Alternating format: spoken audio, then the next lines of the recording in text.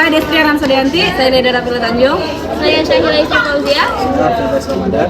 Kami akan membahas aplikasi Siakang.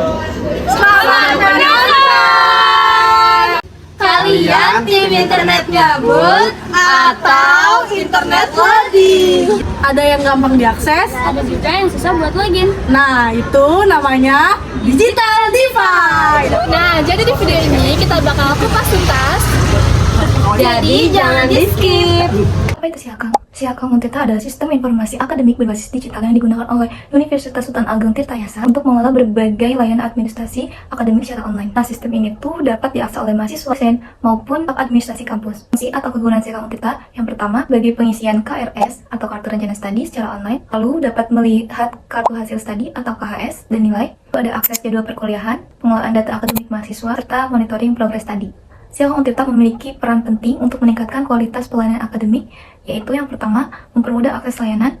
Jadi mahasiswa itu dapat mengakses layanan akademik itu kapan saja dan di mana saja tanpa harus datang ke kampus. Lalu, ada efisiensi waktu dan biaya. Nah, jadi proses seperti pengisian KRS atau pengecekan nilai menjadi lebih cepat dan tidak memerlukan antrian. Lalu, ada meningkatkan transparansi. Nah, informasi akademik seperti nilai dan jadwal dapat dilihat secara langsung oleh mahasiswa. Lalu, ada mengurangi birokrasi manual. Jadi, sistem digital ini tuh menggantikan proses administrasi yang sebelumnya itu berbasis kertas. Lalu, ada meningkatkan akurasi data. Nah, jadi datanya itu tersimpan secara sistematis sehingga meminimalisir kesalahan administrasi. Dampak terhadap mahasiswa atau siklus akademik. Yang pertama, mahasiswa lebih mandiri dalam mengolah studinya. Lalu, pelayanan akademik juga berjalan secara cepat dan responsif, mengurangi ketergantungan layanan pada tatap muka, serta mendukung transformasi digital di lingkungan perguruan tinggi. Setelah kita tahu website Siakang itu apa, terus juga fungsinya apa, kegunaannya. Sekarang kita juga perlu tahu kira-kira hubungan e-government yang mana yang berkaitan dengan website Siakang Untirta ini. Jadi, website Siakang Untirta masuk ke dalam kategori Government to Citizen atau biasa disebut dengan G2C karena universitas dalam hal ini itu sebagai perpanjangan tangan dari pemerintah yang memberikan layanan jasa pendidikan secara langsung kepada masyarakat. Nah, masyarakat dalam hal ini adalah mahasiswa sebagai penerima layanan tersebut. Nah, terus alasannya kenapa website Siakang ini masuk ke dalam kategori Government to Citizen. Yang pertama adalah karena website Siakang Untirta ini mengalihkan urusan akademik seperti sistem KRS atau KHS itu dari manual ke sistem yang online. Nah, sehingga hal ini juga memudahkan mahasiswa dapat mengakses data-data pendidikan tersebut serta tagihan keuangan itu kapan saja dan juga di mana saja. Selain itu juga menjamin keterbukaan informasi terkait dengan nilai dan juga status akademik secara real time. Nah, hal ini juga dapat mengefisiensi administrasi dengan memangkas birokrasi antara pihak kampus dan juga mahasiswa. Oke, tahap selanjutnya yaitu tahapan e-government Siakang. Siakang yaitu sistem informasi akademik yang digunakan oleh mahasiswa untuk mengakses berbagai layanan akademiknya secara online. Sistem ini juga merupakan bentuk dari penerapan e-government yang ada di lingkungan kampus yang bertujuan untuk mempermudah pelayanan kepada mahasiswanya. Ada beberapa tahapan e-government, yaitu yang pertama ada tahapan informasi. Pada tahap ini, sistem hanya menyediakan informasi. Contohnya, Siakang di sini hanya bisa dilihat oleh mahasiswa seperti melihat jadwal kuliah, kalender akademik, dan pengumuman. Jadi sifatnya masih satu arah dan hanya sebatas memberikan informasi. Selanjutnya yaitu ada tahap interaksi. Di tahap ini mulai ada interaksi antara mahasiswa dengan sistem. Misalnya mahasiswa bisa sekarang udah bisa login ke akun masing-masing dan dapat melihat nilai atau mengakses data pribadinya. Yang artinya sudah ada komunikasi dua arah tetapi masih terbatas. Selanjutnya yaitu ada tahap transaksi. Tahap transaksi ini, mahasiswa itu sudah bisa melakukan layanan secara langsung melalui sistem. Misalnya kita bisa melakukan pengisian KRS, atau kita juga bisa melihat KHS, dan kita juga bisa mengajukan administrasi akademik. Jadi bukan cuma melihat, tapi kita juga bisa melakukan proses layanan. Yang keempat, yaitu ada integrasi. Pada tahap ini, sistem mulai terhubung dengan layanan lain. Misalnya Siakang terintegrasi dengan sistem keuangan, perpustakaan, dan data dosen. Hal ini membuat layanan menjadi lebih efisien karena semua sistem saling terhubung. Yang terakhir yaitu ada tahap transformasi. Tahap ini bisa dibilang tahap yang paling maju karena semua layanan sudah berbasis digital secara penuh. Sistem di sini juga menjadi lebih cepat, transparan, dan mudah digunakan. Bahkan bisa diakses secara real time. Jadi itu adalah tahapan-tahapan dari e-government Siakang. Terima kasih. Baik, di sini saya akan menjelaskan analisis UI dan UX. Yang pertama ada analisis UI atau user interface. Yang pertama adalah tampilan visual. Nah, untuk tampilan visual sendiri, Siakang ini sebenarnya desainnya sederhana dan juga fungsional. Jadi nggak terlalu ribet dan juga masih bisa dipahami. Tapi kalau dibandingkan dengan website yang sekarang, tampilan itu masih terlihat kurang modern. Terus juga warna yang digunakan dalam sistem Siakang ini masih terbatas dan juga kurang konsisten karena jadi identitas visualnya itu belum terlalu kuat. Nah, kemudian dari segi tulisan atau tipografinya memang masih bisa dibaca dengan jelas, tapi belum ada pembeda yang tegas antara judul, subjudul, dan juga isi. Jadi tampilannya itu terasa datar. Nah, kelebihannya dari Siakang ini merupakan pengguna lama tidak akan sampai karena tampilannya itu terlalu sederhana dan juga alasannya jelas. Nah, kemudian kekurangannya tampilannya itu jadi kurang menarik dan juga belum sepenuhnya nyaman digunakan di HP atau mobile. Kemudian ada layout dan juga strukturnya. Nah, kalau dari layout sendiri, struktur halaman si akang ini sebenarnya udah cukup sederhana karena berbasis dengan menu ya. Terus juga fitur-fitur penting seperti KRS, KHS, dan juga jadwal ini masih bisa ditemukan di dalam si akang ini. Kemudian masalahnya dalam satu halaman itu isinya tuh terlalu banyak, jadi kelihatan kalau itu tuh terlalu padat dan juga terlalu ramai gitu. Selain itu ruang kosong atau white space-nya juga sangat minim. Kemudian juga tampilannya agak melelahkan ya, jadi terasa penuh dan juga jenuh untuk dilihat. Kemudian masalah utamanya merupakan informasi itu terlalu banyak dalam satu layar dan tidak ada pengelompokan visual yang jelas. Jadi pengguna itu harus lebih berusaha untuk memahami isi halaman pada si akun ini.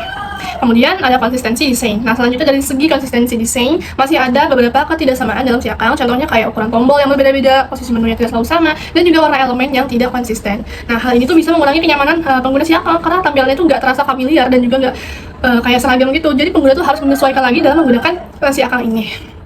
Kemudian ada analisis UX-nya atau pengalaman pengguna. Nah, yang pertama ada kemudahan pengguna atau usability. Nah, untuk pengalaman pengguna ini dari segi kemudahan penggunaan, kemudian si akang ini sebenarnya tuh udah cukup mudah digunakan, terutama bagi pelajar yang sudah terbiasa. Nah, tapi bagi pengguna baru, seperti kayak mahasiswa baru ya, sistem ini cukup membingungkan ya, karena nggak ada panduan awal atau onboarding-nya dan juga istilah-istilah akademik yang sulit dipahami gitu. Nah, contohnya saat pertama kali mengisi KRS ya, pada mahasiswa baru, banyak banget mahasiswa baru yang masih bingung harus mulai dari mana gitu pada sistem si akang ini. Kemudian yang kedua ada navigasinya. Nah, dari segi navigasi sistem ini sudah berbasis menu dan juga cukup jelas. Tapi masih ada kekurangan yang yaitu tidak adanya fitur pencarian atau searching-nya ya.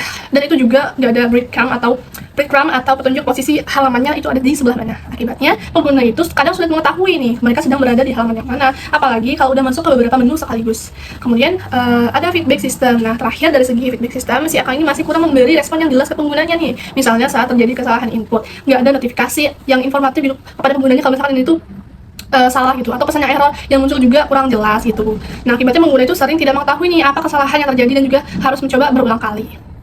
Baik, di sini saya akan membahas prinsip e-government. Nah, jadi untuk menjalankan e-government yang baik, kita itu tidak bisa nih asal membuat aplikasi. Ada prinsip-prinsip yang harus dipegang, baik dari sisi tata kelola teknologi maupun regulasi negara. Nah, pertama, mari kita lihat dari kacamata pakar tata kelola teknologi, yaitu Peter Weil dan Jane Ware Ross. Nah, mereka itu merumuskan 5 prinsip atau domain keputusan agar e-government itu berjalan optimal. Yang pertama adalah prinsip TI. Artinya, pemanfaatan teknologi itu harus benar-benar selaras dan mendukung strategi atau tujuan utama pemerintahan. Kemudian yang kedua adalah arsitektur TI. Jadi harus ada standarisasi sistem. Jadi proses, data, dan teknologi di pemerintahan itu tidak terkotak-kotak, melainkan tertata rapi. Kemudian yang ketiga adalah infrastruktur TI. Nah, jadi pemerintah itu harus menyediakan fondasi teknologi seperti jaringan atau pusat data yang bisa dipakai bersama oleh berbagai instansi supaya lebih efisien. Kemudian yang keempat adalah kebutuhan aplikasi bisnis. Nah, ini tuh penting. Pemerintah itu harus benar-benar mengidentifikasi aplikasi yang sebenarnya dibutuhkan oleh masyarakat, bukan sekedar ikut-ikutan tren. Dan yang kelima adalah investasi dan prioritas TI.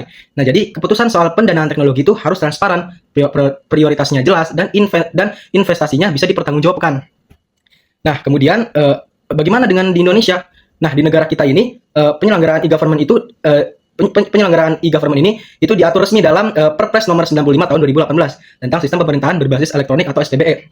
Nah, jadi di dalam pasal 2 disebutkan ada 7 prinsip dasar yang wajib diterapkan oleh instansi pemerintah. Yang pertama adalah efektivitas. Jadi sistem yang dibuat itu harus benar-benar bisa mencapai target pelayanan publik. Kemudian yang kedua adalah keterpaduan. Jadi proses bisnis dan data antar dinas itu harus terintegrasi. Hilangkan yang namanya ego sektoral. Kemudian yang ketiga adalah kesinambungan. Jadi layanan elektronik ini tuh harus rawat dan bisa beroperasi terus-menerus. Kemudian yang keempat adalah efisiensi. Jadi teknologi itu harus bisa memangkas biaya, waktu, dan tenaga. Kemudian yang kelima adalah akuntabilitas. Yaitu proses dan hasil dari e-government ini harus transparan dan bisa dipertanggungjawabkan ke masyarakat. Kemudian yang keenam adalah interoperabilitas. Nah, hal ini tuh krusial di mana berbagai sistem aplikasi dari kementerian atau lembaga berbeda itu harus bisa saling terhubung dan bertukar data secara otomatis. Dan yang ketujuh adalah keamanan. Nah, jadi keamanan ini yaitu sistem wajib menjamin kerahasiaan dan keutuhan data masyarakat maupun negara. Nah, jadi kesimpulannya, baik menurut teori Weil dan Ross maupun Perpres SPBE, teknologi itu hanyalah alat. Nah, prinsip inilah yang memastikan alat tersebut benar-benar bekerja untuk melayani publik.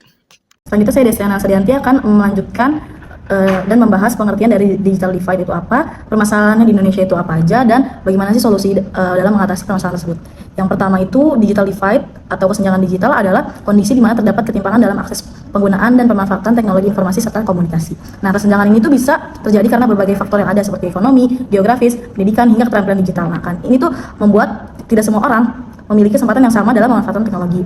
Lalu ada permasalahan digital divide di Indonesia. Yang pertama itu adanya kesenjangan infrastruktur di mana akses internet itu belum rata, terutama di bagian 3T, tertinggal, terluar, dan terdepan. Lalu yang kedua adanya perbedaan ekonomi yang menyebabkan tidak semua masyarakat itu mampu memiliki perangkat digital tersebut. Lalu yang ketiga itu ada literasi digital yang masih rendah, sehingga banyak yang belum bisa menggunakan teknologi secara efektif dan juga aman. Selain itu yang keempat ada kualitas jaringan yang tidak stabil. Lalu yang kelima ada kesenjangan pendidikan. Lalu dalam konteks di Untirta, terutama di Siakang, masih terdapat masalah digital divide, yaitu pertama adanya akses sistem atau jaringan, karena masih terdapat mahasiswa yang mengalami kesulitan mengakses Siakang karena jaringan internet yang tidak stabil, terutama bagi yang berada di luar kota ataupun daerah yang sinyal terbatas. Lalu ada dua, kemampuan penggunaan teknologi. Terdapat perbedaan kemampuan mahasiswa dalam menggunakan sistem akademik digital, sehingga tidak semua mahasiswa itu dapat beradaptasi dengan cepat. Lalu yang ketiga ada keterbatasan perangkat, karena tidak semua mahasiswa itu memiliki perangkat seperti laptop ataupun smartphone yang memadai untuk menunjang aktivitas akademik. Lalu yang keempat adanya keamanan digital. Masalah seperti akun yang mudah diretas atau di-hacking menunjukkan masih rendahnya pemahaman terkait keamanan digital tersebut. Lalu ada bagaimana sih solusi dari mind mapping tersebut? Solusi pragmatis. Untuk mengatasi permasalahan digital divide di Siakang Untirta terdapat beberapa solusi pragmatis yang dapat dilakukan. Yang pertama itu adanya infrastruktur. Dari sisi infrastruktur ini, kampus tuh perlu menyediakan wifi gratis yang merata di seluruh area kampus. Selain itu bisa dilakukan dengan kerjasama atau provider untuk menyediakan paket internet murah bagi mahasiswa serta penyediaan hotspot di sekitar lingkungan kampus. Lalu solusi yang kedua adanya akses perangkat. Nah, dari sisi akses perangkat tersebut, kampus dapat menyediakan program peminjaman laptop bagi mahasiswa yang membutuhkan. Selain itu, dapat diberikan juga subsidi atau skema cicilan perangkat, serta menyediakan laboratorium komputer dengan jam akses yang sangat fleksibel. Lalu solusi yang ketiga itu adalah literasi digital. Ketiga, peningkatan literasi digital sangat penting, karena kampus itu dapat mengadakan pelatihan penggunaan Siakang, webinar literasi digital secara rutin, serta penyediaan panduan berupa video atau tutorial yang mudah dipahami.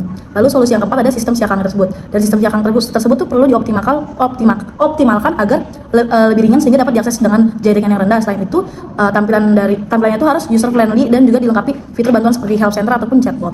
Lalu solusi yang kelima adanya dukungan atau akademik. Diperlukan dukungan akademik seperti layanan helpdesk yang responsif. Selain itu adanya pendampingan bagi mahasiswa baru serta fleksibilitas waktu akses misalnya saat pengisian KRS. Lalu yang terakhir itu solusi yang terakhir adalah kebijakan kampus. Dari sisi kebijakan, kampus itu perlu melakukan monitoring akses mahasiswa, pendataan mahasiswa yang terdampak digital divide serta membuat program inklusi digital agar semua mahasiswa itu mendapatkan akses yang merata.